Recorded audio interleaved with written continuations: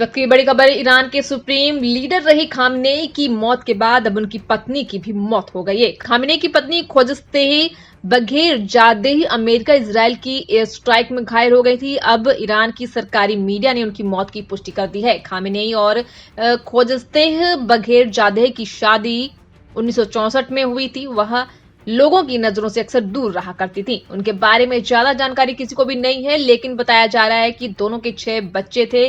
तो इस मामले को लेकर डोनाल्ड ट्रंप क्या कहते हैं और हमला तेज करने के बारे में क्या उन्होंने बोला है, ये भी जानना बेहद जरूरी है। तो बता दें कि राष्ट्रपति डोनाल्ड ट्रंप ने रविवार को कहा था कि जरूरत पड़ने पर अमेरिकी सेना ईरान पर 4 से 5 सप्ताह तक का हमला जारी रखेगी। साथ ही इस बात पर यह भी जोर दिया कि इजरायल और अमेरिका के लिए लड़ाई की तीव्रता बनाए रखना मुश्किल नहीं होगा। हालांकि ट्रंप ने एक संक्षिप्त साक्षात्कार के दौरान ईरान में नई शासन व्यवस्था को लेकर नए विरोधाभासी दृष्टिकोण प्रस्तुत किए हैं। सत्ता हस्तांतरण की अपनी योजनाओं के बारे में पूछे जाने पर ट्रंप ने कहा कि उन्हें उम्मीद है कि ईरान के विशिष्ट सैन्य बल, जिनमें रिवॉल्यूशनरी गार्ड के अधिकारी भी शामिल हैं, ईरानी जनता को अपने हथियार सौंप देंगे। उनसे पूछा गया कि वे ईरान का नेतृत्व करने के लिए किसे देखना चाहते हैं, तो उन्होंने कहा कि मेरे पास 3 बहुत अच्छे विकल्प हैं।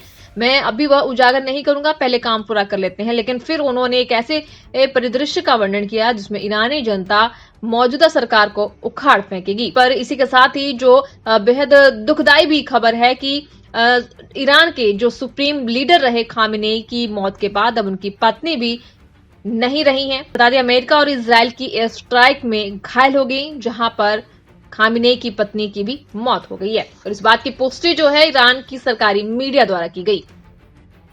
वक्त की बड़ी खबर, ईरान के सुप्रीम लीडर रही खामेनेई की मौत के बाद अब उनकी पत्नी की भी मौत हो गई है। खामेनेई की पत्नी खोजस्तेही बघेरजादेही अमेरिका इजराइल की एयर स्ट्राइक में घायल हो गई थी। अब ईरान की सरकारी मीडिया ने उनकी मौत की पुष्टि कर दी है। खामेनेई और खोजस्तेह बघेरजादेह की शादी 1964 में हुई थी। वह लोगों की नजरों से अक्सर दूर रहा करती थी। उनके बारे में ज्यादा जानकारी किसी को भी नहीं है, लेकिन बताया जा रहा है कि दोनों के 6 बच्चे थे।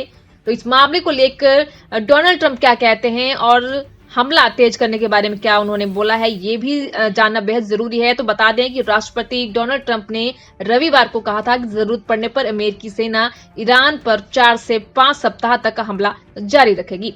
साथ ही इस बात पर यह भी जोर दिया कि इजरायल और अमेरिका के लिए लड़ाई की तीव्रता बनाए रखना मुश्किल नहीं होगा। हालांकि ट्रंप ने एक संक्षिप्त साक्षात्कार के दौरान ईरान में नई शासन व्यवस्था को लेकर नए विरोधाभासी दृष्टिकोण प्रस्तुत किए हैं। सत्ता हस्तांतरण की अपनी योजनाओं के बारे में पूछे जाने पर ट्रंप ने कहा कि उन्हें उम्मीद है कि ईरान के विशिष्ट सैन्य बल, जिनमें रिवॉल्यूशनरी गार्ड के अधिकारी भी शामिल हैं, ईरानी जनता को अपने हथियार सौंप देंगे। उनसे पूछा गया कि वे ईरान का नेतृत्व करने के लिए किसे देखना चाहते हैं, तो उन्होंने कहा कि मेरे पास 3 बहुत अच्छे विकल्प हैं।